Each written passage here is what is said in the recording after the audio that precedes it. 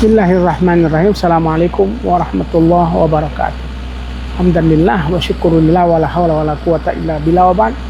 Jemaah sekalian rahmati Allah SWT, kami berada di Gua Hira, gua di mana SAW mendapatkan wahyu pertama dari malaikat Jibril.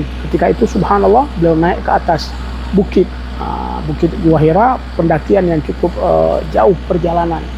Yang ketika itu istri beliau Khadijah ya naik turun dari tempat beliau untuk memberikan bekal kepada Rasulullah SAW dalam permohonan tersebut.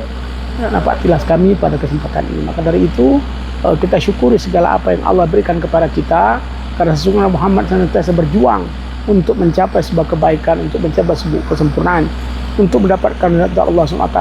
Dan dari Gua Hira itu pemirsa rahmati Allah, itu terlihat langsung Masjidil Haram. Kalau kita lihat belakang ada Zamzam Tower, subhanallah. Jadi beliau melihat, ya beliau juga memantau, bahasanya punya visi untuk memandang dari tempat yang beliau berhalwat, beliau diam di sana, beliau berada di Gua Hira, tapi beliau dapat melihat situasi Masjidil Haram, ya situasi Ka'bah yang menjadi visi kemajuan Nabi Muhammad SAW yang datang dari Allah SWT.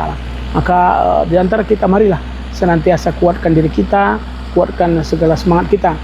Karena faman kana yarju liqa rabbi falyamal amalan salihan wa la yusyrik bi ibadati rabbi ahada.